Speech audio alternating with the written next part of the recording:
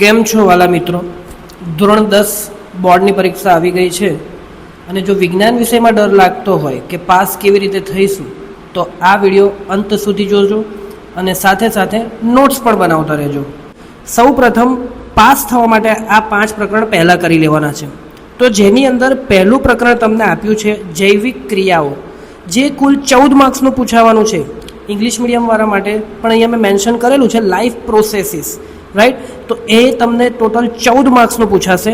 એની અંદર કયા કયા પ્રશ્નો પૂછાવાના ચાન્સીસ છે એની ડિસ્કશન આપણે આગળના વિડીયોમાં કરીશું. ત્યારબાદ 13 નંબરનું પ્રકરણ આપણું પર્યાવરણ, સૌથી સરળમાં સરળ પ્રકરણ છે કે જેની અંદર તમે તમારા ઓન વર્ડ્સ પણ લખી શકો છો, જે 10 માર્ક્સનું છે. ત્યારબાદ ચેપ્ટર નંબર 10 માનવ આંખ અને રંગબેરંગી દુનિયા, જે કુલ 9 માર્ક્સનું છે. એની અંદર ઘણા એવા પ્રશ્નો છે કે જે ઇઝી છે, તમે એના ઉપર થોડું ઘણું વર્ક કરીને પણ લખી શકો છો.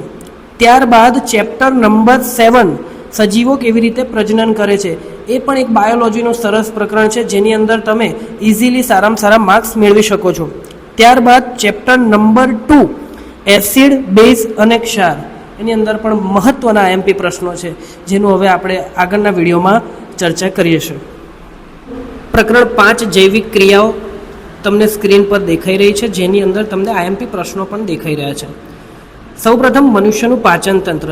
તો મનુષ્યનું પાચન તંત્ર જ્યારે આપણે લખી રહ્યા છે તો તેના દરેક ભાગ આપણે લખવા જરૂરી છે. એની અંદર આકૃતિની પ્રેક્ટિસ ખાસ કરજો. જેને આકૃતિ આવડશે એને ભાગ આવડશે અને ભાગની અંદર તમે અંદર થિયરી લખી શકો છો. ત્યારબાદ મનુષ્યનું ઉત્સર્જન તંત્ર, ઇંગ્લિશ મીડિયમમાં કોઈ હોય બરાબર તો એમના માટે એક્સક્રેટરી સિસ્ટમ, તો એની અંદર પણ તમારે આકૃતિ કમ્પલસરી કરવી પડશે. ત્યારબાદ જારક અજારક શ્વસન. આ એક એવો પ્રશ્ન છે કે જારક અજારક શ્વસન તફાવતમાં પણ પૂછાઈ શકે, 2 માર્ક્સમાં પણ પૂછાઈ શકે છે અને 3 માર્ક્સમાં પણ પૂછાઈ શકે છે. એટલે ત્રણેય સેક્શનમાં તમને કામ લાગી શકે છે. ત્યારબાદ વનસ્પતિઓમાં વહન. ત્યારબાદ મનુષ્યનું હૃદય. આ જે મનુષ્યનું હૃદય છે એની રચના, એટલે કે તમારે એમાં પણ આકૃતિની તૈયારી કરવી પડશે. ત્યારબાદ પર્ણરંધ્ર. પર્ણરંધ્ર આપણે 6ઠ્ઠા 7મા 8મામાં પણ ભણીને આવ્યા છે, એટલે એ પણ આપણા માટે ખૂબ જ સરળ ટોપિક છે. અહીંયા એવા મુદ્દાઓની ચર્ચા કરવામાં આવે છે કે પાચન તંત્ર, ઉત્સર્જન તંત્ર, વનસ્પતિઓમાં વહન, મનુષ્યનું હૃદય, પર્ણરંધ્ર, આ તમામ ટોપિક એવા છે કે આગળના ધોરણોમાં પણ આપણે શીખેલા છે, તો એ આપણા માટે યાદ કરવા ખૂબ જ સરળ રહેશે.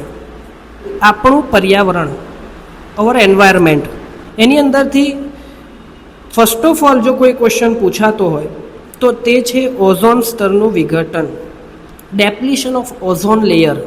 વારંવાર આ પ્રશ્ન પૂછાય છે, એટલે એની અંદર આપણે ખાસ પહેલું તો એનું સૂત્ર લખી દો, O+O2 O3 એટલે કે ઓઝોન, બરાબર.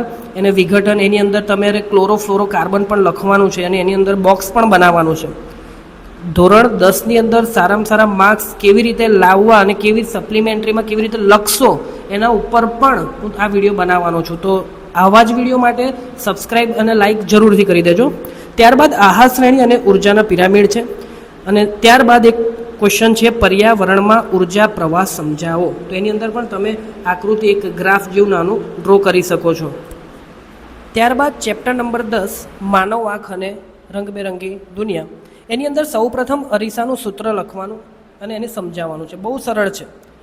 ત્યારબાદ માનવ આંખ અને તેની ખામીઓ. માનવ આંખની રચના આપણને દોરતા આવડવી જોઈએ. તેની અંદર લઘુ દ્રષ્ટિ ખામી, ગુરુ દ્રષ્ટિ ખામી, બરાબર, એ બધું આપણે ડિટેલમાં એનું કરવાનું છે. એની અંદર તમારે ખાસ લખવાનું કે કયા પ્રકારનો અરીસો ઉપયોગ કરવાથી તેની ખામી નિવારી શકાય છે.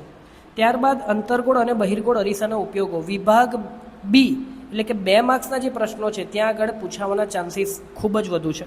ત્યારબાદ પ્રિઝમ વડે થતું પ્રકાશનું વિભાજન, જે 7 રંગોમાં વિભાજન થાય છે તે સમજાવવાનું છે. આમાં પણ તમારે પ્રિઝમની આકૃતિ ખાસ દોરવાની છે. યાદ રાખો, જો પ્રિઝમની આકૃતિ આવડે છે તો તમને આરામથી એ થિયરી લખતા આવડશે. ત્યારબાદ એક વાતાવરણીય વક્રીભવન છે, એ આપણે કરવાનું છે. ત્યારબાદ ચેપ્ટર નંબર 7 સજીવો કેવી રીતે પ્રજનન કરે છે. તો સૌથી વધારે પૂછાતો પ્રશ્ન ગર્ભ નિરોધક પદ્ધતિઓ, જેના 3 પ્રકાર છે તે ખાસ કરવાના છે. અલિંગી પ્રજનનના પ્રકારો છે, જે આપણે અગાઉ ધોરણોમાં પણ ભણેલા છે, એટલે એ આપણા માટે સરળ છે. તરુણાવસ્થા દરમિયાન જોવા મળતા ફેરફારો, એ પણ ઇઝી છે. વનસ્પતિ અંતઃસ્ત્રાવ, એક ટેબલ બનાવી લો, કયો અંતઃસ્ત્રાવ ક્યાં વર્ક કરે છે એ લખો. નર અને માદા પ્રજનન તંત્રની આકૃતિ અને એની રચનાઓ કરી દો. પુષ્પની રચના આકૃતિ સ કરી નાખવાની છે. સપુષ્પી વનસ્પતિમાં લિંગી પ્રજનન પણ કરવાનું છે. ત્યારબાદ પ્રકરણ નંબર 2 એસિડ બેઝ અને ક્ષાર. તો સૌથી વધારે અને મોસ્ટ એમપી ક્વેશ્ચનમાંનો એક ક્વેશ્ચન છે દૈનિક જીવનમાં પીએચનું મહત્વ. એ કદાચ વિભાગમાં પણ પૂછાઈ શકે અને ડાયરેક્ટ પણ પૂછાઈ શકે, તો 5 વિભાગ તમારે કરી દેવાના છે. ત્યારબાદ બ્લીચિંગ પાવડરની બનાવટ, બેકિંગ સોડાની બનાવટ ખાસ કરવાની રહેશે. એસિડ અને બેઝના અને રાસાયણિક પ્રક્રિયાઓ જે છે, જેમ કે રેડોક્સ રિએક્શન્સ આવે છે, એ પણ તમારે ખાસ કરી દેવાનું છે. ત્યારબાદ પરીક્ષામાં પૂછેલો એક ક્વેશ્ચન છે પ્લાસ્ટર ઓફ પેરિસ અને તેના ઉપયોગો. એની બનાવટ પણ ખાસ લખવાની છે. CaSO4 × 1/2 H2O એ જીપ્સમનું સૂત્ર સાથે લખવાનું છે.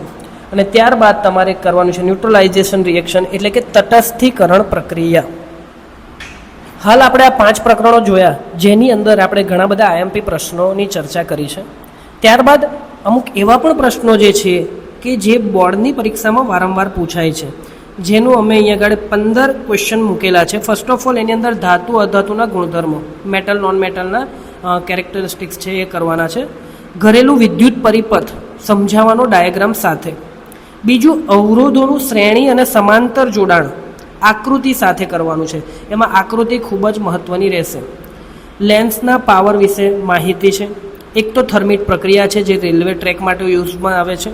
મિશ્ર ધાતુ એટલે કે એલોય, પરાવર્તિત ક્રિયા, પરાવર્તિત કમાન, રિફ્લેક્સ આર્ક એ એક કરવાનું છે. મનુષ્યનું મગજ, એની આકૃતિ અને 3 ભાગ કરવાના છે. ઇથેનોઇક એસિડના રાસાયણિક ગુણધર્મો, બરાબર, જૈવિક વિશાલન, ઓમનો નિયમ, તફાવત, સાબુ અને પ્રક્ષાલકો, બરાબર, મિસેલ્સ પણ પૂછાય છે, એમાં પણ એક નાની એવી આકૃતિ છે. અવરોધોનું સમાંતર જોડાણ જે આપણે જોયું. રાસાયણિક પ્રક્રિયાઓના પ્રકારો જે આપણે ચેપ્ટર નંબર જોઈએ છે 1 અને 2 ની અંદર પણ જોવા મળી જાય છે. સંયોગીકરણ પ્રક્રિયા છે, વિસ્થાપન પ્રક્રિયા છે, દ્વિવિસ્થાપન પ્રક્રિયા છે, અને છેલ્લે ખોરાપણું 2 માર્ક્સની અંદર પૂછાય છે. આવા જ વિડીયો જોવા માટે જરૂરથી લાઇક એન્ડ સબસ્ક્રાઈબ કરી દેજો. Thank you.